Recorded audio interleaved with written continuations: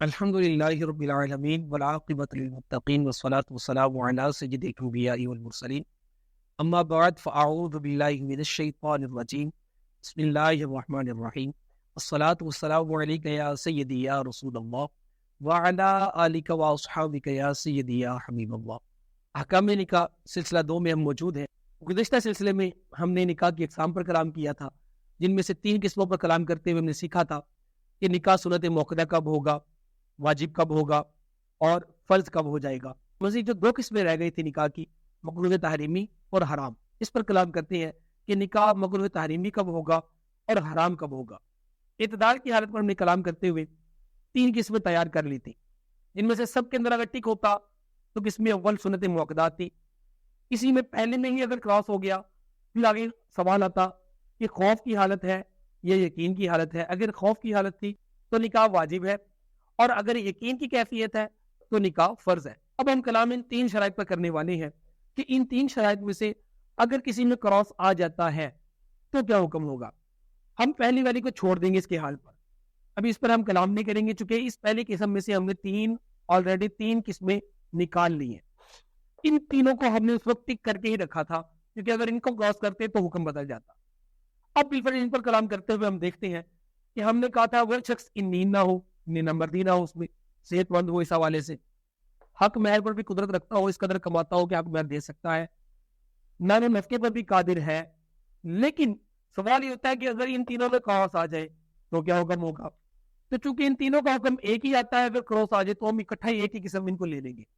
Cross آیا تو پھر اب سوال ہوگا کہ ان نیند ہے تو کس حد تک ہے، کیا واقعتاً وہ ان نیند ہے کہ اسے خوف ہوا پڑا اس چیز کا، تو ہم کہیں گے اگر میرے پاس خوف ہوا ہے کہ وہ حق نہیں دے سکے گا، اس چیز کا خوف ہے، امکان ہے اس کو، یا پھر حق مہر پر قادر ہے لیکن اسے خوف پڑا ہوا ہے، پتہ نہیں اس وقت حق مہر ہوگا کہ نہیں ہوگا، اتنا کماتا ہی نہیں ہے نا، کمائی تھوڑی ہے، اتنا اچھا کماتا ہے کہ بس اسے ڈر لگا ہوا ہے کہ نکاح والے دن پتہ نہیں حق مہر میرے پاس ہوگا کہ نہیں ہوگا، بالفرض اسے خوف ہے حق مہر نہ دینے کا، یا پھر نان و نفقہ پر قادر وہ نہیں ہے، اس حد تک نہیں ہے کہ اسے خوف پڑا ہوا ہے کہ نان و نفقہ پورا نہیں کر سکے گا، کمائی تو ہے، حق مہر دے لے گا لیکن نان و نفقہ نہیں دے سکتا، تو کماتا تو ہے، اسے بس ڈر لگا ہوا ہے کہ پتہ نہیں پورا کر سکوں گا کہ نہیں کر سکوں گا۔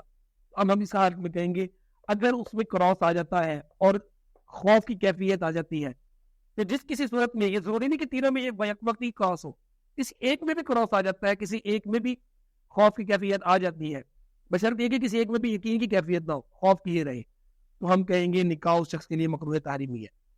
پہلے اپنا وہ خوف دور کرے کہ بھائی اس چیز پر قدرت رکھے پہلے اچھی طرح سے، وگر نہ نکاح کرے گا تو گناہ گار ہوگا، مکروہ تحریمی کا مرتکب ہوگا۔ ہم نے کہا تھا کہ اس کو خوف کی کیفیت آ رہی ہے اس پر، اب ہم کہتے ہیں خوف کی کیفیت نہیں ہے اس پر، بلکہ اس پر یقین کی کیفیت آ چکی ہے، اسے یقین ہے کہ وہ بیوی کا حق ادا کر ہی نہیں سکے گا، یا پھر اسے یقین ہے کہ وہ حق مہر دے ہی نہیں سکتا، کماتا ہے کچھ نہیں ہے، یا اسے یقین ہے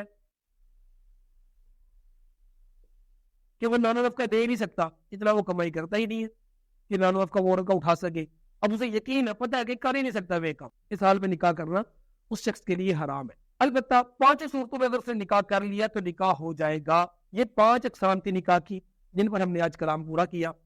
آئیے آگے مزید بڑھتے ہیں۔ نکاح کی چند مستحبات ہیں جو پائے جائیں تو یہ اچھا ہے۔ مستحب اسے تو کہتے ہیں جو کرو تو اچھا ہے، نہ کرے تو گناہ نہیں ہے، لیکن کرنا چاہیے، شرع میں اس کو اچھا سمجھا جاتا ہے اور یہ انسان کے حق میں بھی بہتر ہوتی ہے۔ تو نکاح کے 11 مستحبات جو بہاری شریعت میں لکھے بھی ہوئے ہیں، ہم تھوڑا سا ان پر تفصیل کے ساتھ کلام کریں گے تاکہ ان کو سمجھنے میں بھی آسانی ہو اور ہمارا ذہن بھی بنے کہ آئندہ ہم نے ان پر عمل بھی کرنا ہے۔ تو نکاح کا جو پہلا مستحب ہے، اب بہتر طریقہ یہ ہے کہ آپ اپنے پاس اس کو لکھتے رہیں تاکہ سیکھنے میں سمجھنے میں آسانی رہتی ہے بعض چیزیں، اور سننے کی حد تک اگر رکھا جائے ان کو تو پھر بسا اوقات بھول بھی جاتی ہیں۔ ہاں، لکھا ہوا جو کلام ہوتا ہے وہ کبھی بھولتا نہیں ہے، یا کم از کم جلدی نہیں بھولتا، کہ حدیث شریف میں بھی ترغیب ہے کہ قید العلم بالکتابہ، کہ علم کو لکھ کر قید کر لو، تو لہٰذا کوشش کریں کہ لکھ کر اس کو قید کر لیں تاکہ آپ کو یاد رکھنے میں آسانی رہے۔ نکاح کا جو پہلا مستحب ہے وہ ہے نکاح اعلانیہ ہو، اس انداز سے نکاح کیا جائے کہ سب کو معلوم ہو جائے کہ نکاح ہو رہا ہے۔ اب چپ کر کے چپکے سے کمرے میں بیٹھ کر رشتہ طے ہوا وہیں بیٹھ کے نکاح کر لیا کسی کو پتہ ہی نہ چلا تو یہ پھر مستحب نہیں ہے. طریقہ وہ اختیار کیا جائے جبکہ حلال ہو وہ طریقہ. جیسے کہ ہمارے یہاں لائٹنگ چراغا کر دیا جاتا ہے اور پتہ ہوتا ہے لوگوں کو یہاں پہ اگر کوئی فنکشن ہے یا نکاح ہو رہا ہے تو نکاح اعلانیہ ہونا چاہیے. مستحب نمبر جو 2 ہے اگر اس پر ہم عمل کرتے ہیں تو انشاءاللہ امید ہے کہ مستحب نمبر 1 پر بھی عمل ہو جائے گا. دوسرا مستحب یہ ہے کہ نکاح مسجد کے اندر ہو. اب یہ ہمارے یہاں اس چیز کا بہت فقدان ہے. افسوس کی بات ہے کہ کوئی بھی ریلیجن والا ہے, کوئی بھی دین والا شخص ہے, ان کے نکاح ان کے عبادت خانوں میں ہوتے ہیں. سکھ کمیونٹی ہے, ان کا نکاح ان کے عبادت خانے میں ہوتا ہے.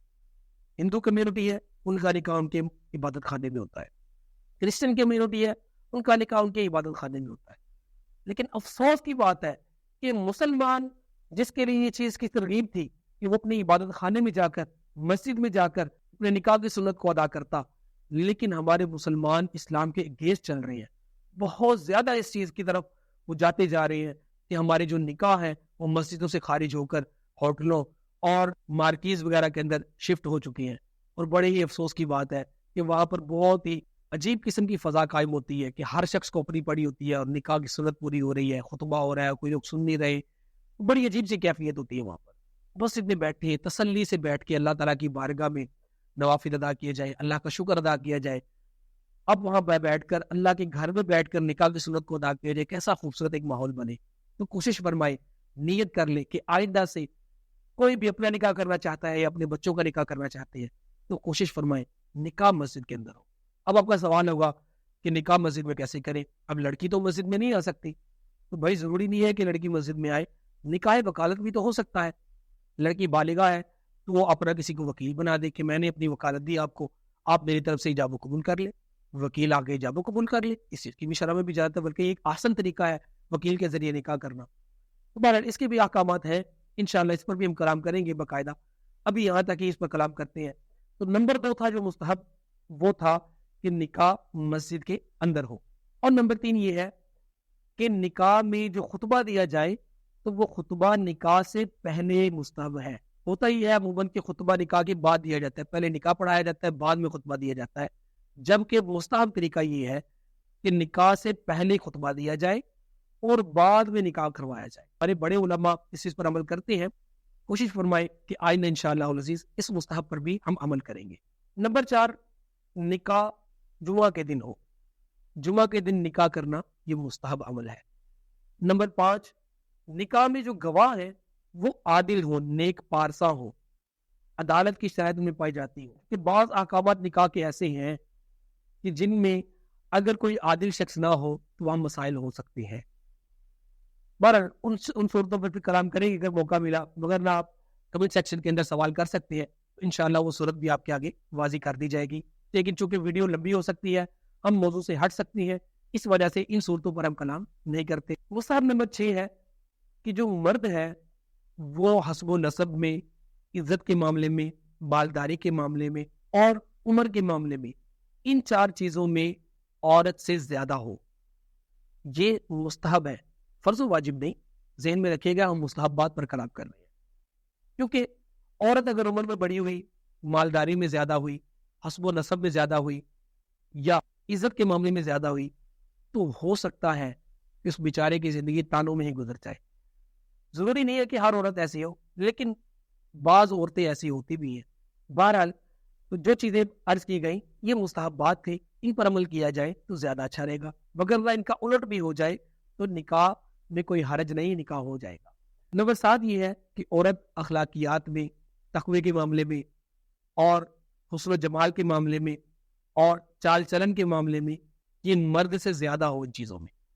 کیونکہ اگر عورت ان چیزوں میں زیادہ ہوگی, اس کا حسن و جمال زیادہ ہوگا مرد سے, چال چلن کے معاملے میں مرد سے اچھی ہوگی, تقوی کے معاملے میں زیادہ ہوگی, پرہیزگار ہوگی اور اخلاقیات کے معاملے میں بھی اچھی ہوگی, تو مرد کے دل کو سکون رہے گا کہ اس کی عورت ان معاملات میں سلجھی ہوئی ہے, غلط قدم نہیں اٹھا سکتی, اخلاقیات میں بھی اچھی ہے, اللہ تعالیٰ کی بارگاہ میں پرہیزگاری اختیار کرنے والی ہے اور حسن جمال میں بھی بیش ہے. اس کا فائدہ بھی یہ ہوگا کہ اس کی نظر کہیں اور نہیں اٹھے گی. اور نمبر 8 یہ ہے کہ مرد اپنے گھر کی عورتوں یا خاندان کی عورتوں کے ذریعے عورت کو اچھے سے دکھوا لے, وہ اس کو دیکھ لے کیا وہ چال چلن میں, سلیقہ وغیرہ میں, دینداری کے معاملات میں اچھی ہے. اور نمبر 9 پر ہے کہ عورت کنواری ہو, کہ کنواری عورت سے نکاح کرنا مستحب عمل ہے. یہ ذہن میں رکھیے گا کہ طلاق یافتہ عورت سے نکاح کرنا کوئی حرام نہیں ہے، جائز ہے. بیوہ سے نکاح کرنا بھی جائز ہے، بڑی عمر والی سے نکاح کرنا بھی جائز ہے، لیکن جس سے اس کی ترغیب ہے وہ ہے کنواری عورت سے نکاح کیا جائے. ایسا نہیں ہے کہ معاذ اللہ کوئی طلاق یافتہ اگر اچھے اخلاق والی مل رہی ہے تو اسے نکاح نہ کیا جائے. تقویٰ کے معاملے میں اچھی ہے، اخلاقیات کے معاملے میں اچھی ہے، تو ایسا نہیں ہونا چاہیے کہ اس کو چھوڑ دیا جائے. اگر اچھی عورت مل رہی ہے ان معاملات میں تو وہ طلاق یافتہ ہی کیوں نہ ہو، بیوہ ہی کیوں نہ ہو، عمر میں بیش ہی کیوں نہ ہو، اس سے نکاح کرنے میں کوئی حرج نہیں ہے. مستحب نمبر 10 یہ ہے کہ عورت کے لیے دیندار، مالدار اور خوش اخلاق اور سخی مرد کو چنا جائے. کہ وہ دیندار ہوگا، خوش اخلاق ہوگا اور مالدار ہونے کے ساتھ ساتھ سخی بھی ہوگا تو یہ اس کے لیے اچھا ہے. البتہ یہاں پر ایک چیز ذہن میں رکھی جائے، بعض چیزیں مرد کی خوبی ہوتی ہیں اور عورت کی خامی ہوتی ہے. وہی والی چیز مرد میں خوبی ہے اور وہی چیز اگر عورت میں ہو تو یہ اس کی خامی ہے. ان میں سے ایک سخاوت ہے. یہ مرد اگر سخی ہوگا تو زیادہ سے زیادہ خرچ کرے گا، لیکن عورت اگر سخی ہوئی کہیں ایسا نہ ہو کہ شوہر کا مال حساب کا سارا لوٹا دے اپنے رشتہ داروں میں یا ادھر ادھر لوٹا دے. ہاں، عورت کا اپنا ذاتی مال ہے، وہ اللہ کی راہ میں خرچ کرنا چاہتی ہے تو بہت اچھی بات ہے کہ ام المؤمنین حضرت سیدتنا زینب رضی اللہ تعالیٰ عنہا بھی اللہ تعالیٰ کی راہ میں بہت زیادہ مال خرچ کرنے والی تھی. بہرحال عورت اگر اپنے مال سے خرچ کرے گی تو یہ خوبی ہی رہے گی. ہاں، اگر شوہر کے مال میں سخاوت کرتی ہے تو یہ اس کی خامی ہے. اور نمبر 11 اور آخری مستحب یہ ہے کہ عورت جس مرد سے نکاح کرے وہ مرد بھی جوان ہونا چاہیے، بوڑھا نہیں ہونا چاہیے. کہیں ایسا نہ ہو کہ عورت حرام کاری میں پڑ جائے. اللہ پاک سے دعا ہے کہ ہم نے جو سیکھا سنا اسے یاد رکھ لیں، عمل کرنے عام کرنے کی توفیق عطا فرمائے. آمین بجاہ النبی الامین صلی اللہ علیہ وآلہ وسلم.